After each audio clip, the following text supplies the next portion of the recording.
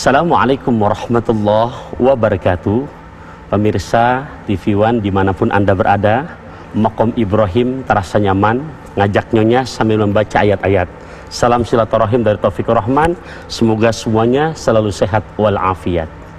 Alhamdulillah, bahasa pantunnya ke Mekah berangkat dari awal sampai di Madinah ketemu jamaah Magelang. Barokah di bulan Syawal, semoga corona cepat hilang. Semoga, amin ya rabbal alamin. Itu harapan kita bersama, amin, Ustadz. Amin, Mbak Putri. Bahwa wabah corona, pandemi corona ini bisa segera angkat kaki pergi. Amin. Dari bukan hanya dari Indonesia, tapi juga dari seluruh dunia. Amin. Harapan Amin. kita bersama. Amin. Malam hari ini memang sangat spesial. Ini kita kedatangan tamu yang sangat spesial juga, Ustadz Pantun. Itu yang lebih kita kenal. Maka membuka jumpa kita malam hari dengan pantunnya Ustadz Taufikur Rahman. Assalamualaikum, selamat malam Ustadz. Waalaikumsalam warahmatullahi wabarakatuh. Malam juga Mbak Putri. Bagaimana kabarnya? Alhamdulillah, kecil saat banyak yang berlalu. Semoga kita pada sehat selalu. Amin. Ya. Nah ini Ustadz, rasanya Lebaran ini betul-betul berbeda. Kalau biasanya kita Lebaran Hari Raya Idul Fitri bersama dengan sholat Id bersama. Tapi Ya. kali ini menjadi sejarah baru ya Ustadz ya? Ya, jadi dalam seumur hidup memang baru terjadi saat ini, di mana kita melaksanakan sholat Idul Fitri bersama keluarga saja. Ya, tentunya untuk bilangan daerah-daerah yang zona merah. Betul. Karena yang namanya memelihara kehidupan itu tetap lebih diutamakan ketimbang hilangnya yang sifatnya itu nyawa. Itulah agama memandang sangat menjunjung tinggi yang namanya arti kehidupan itu.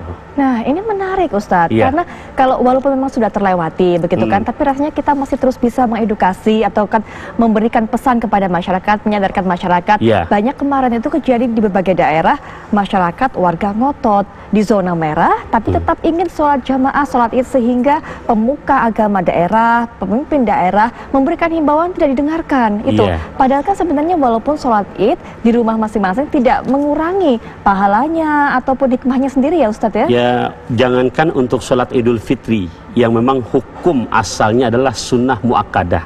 Sunnah itu yuthabu ala fi'lihi wala yu'aqabu ala tarkihi. Artinya dikerjakan dapat pahala, ditinggalkan tidak berdosa. Itu asli hukum sholat sunnah Idul Fitri.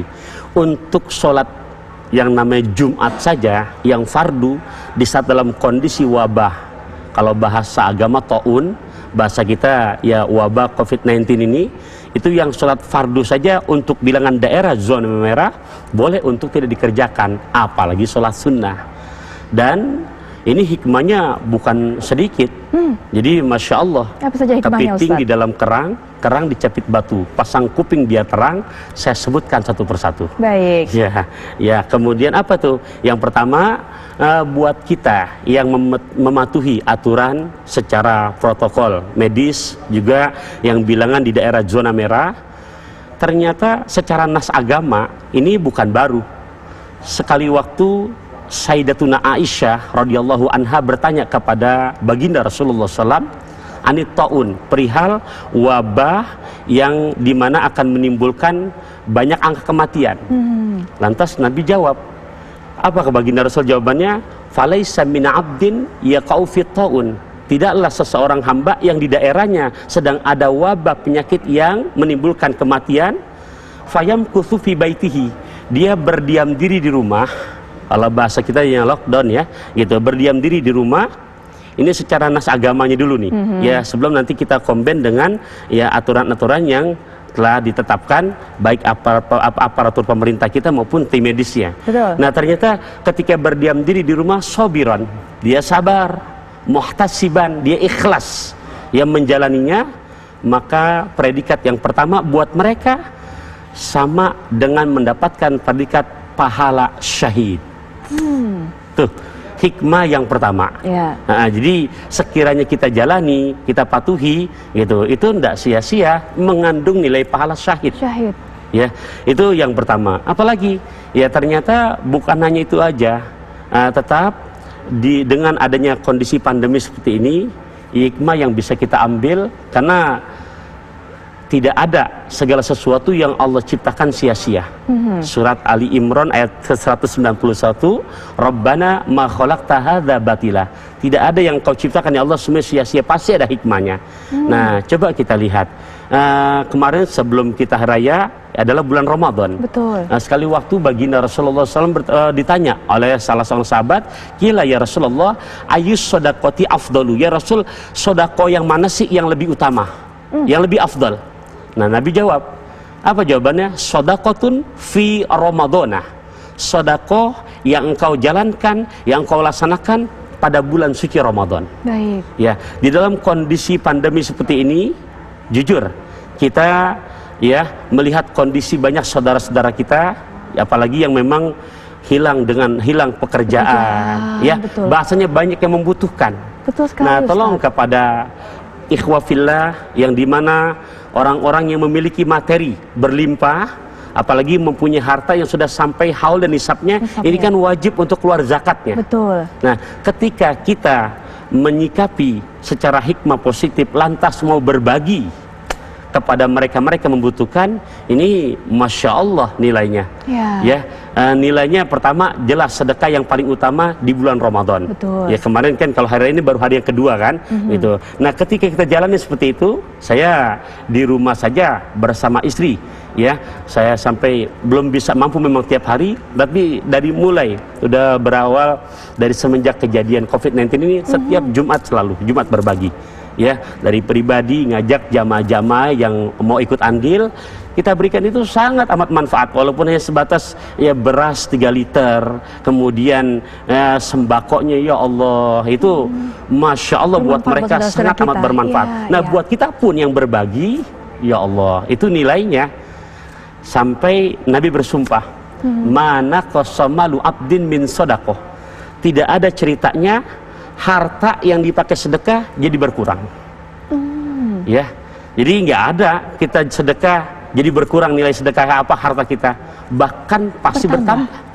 Subhanallah. Iya, jadi kalau minjam bahasa Qur'annya sangat jelas sekali ketika Allah menceritakan tentang sholat, pahalanya abstrak, nggak kelihatan, nggak dijelaskan di Quran. Oh, kalau pahala sholat begini, nggak ada. Betul. Bicara puasa Ramadan, jelas ada perintahnya Al-Baqarah 183, tapi berbicara pahala abstrak.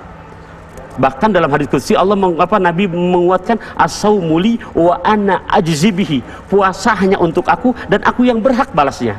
Tapi ketika berbicara sedekah, Allahu Akbar, ke pondok gede naik mobil bis, pahalanya gede abis.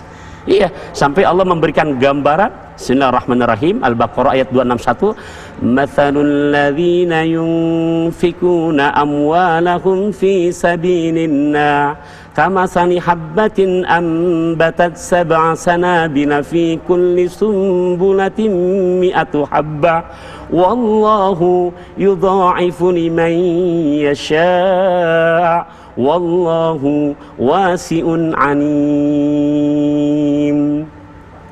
Mathalul ladzina, perumpamaan orang-orang yang yunfikuna, mereka menginfakkan amwalahum, akan harta mereka, fi sabilillah, di jalan Allah, membantu saudara-saudara kita yang saat ini lagi sangat membutuhkan jalan Allah. Ya, apa kata Quran disebutkan? Kamasali habbah, seperti engkau nanam satu butir benih. Dari satu butir benih ini ambatat sab'a sanabil. Jadi di situ menggunakan kata kerja fi'il madi. Fi'il madi sama sinonimnya kalau kita belajar bahasa Inggris dengan past tense. Past tense berarti bentuk kata kerja yang lampau. Ya, yang sudah terjadi. Begitu kita sedekah, ambatat. Jadi kalau misalkan saya lepas cincin saya ini, ketika saya lepas, jawabannya pasti jatuh apa insya Allah jatuh? Jatuh. Udah pasti jatuh. Betul. Nah, ketika kita sedekah pasti bertambah. Sab'a sanabil, 7 tangkai. 7 tangkai. 7 tangkai.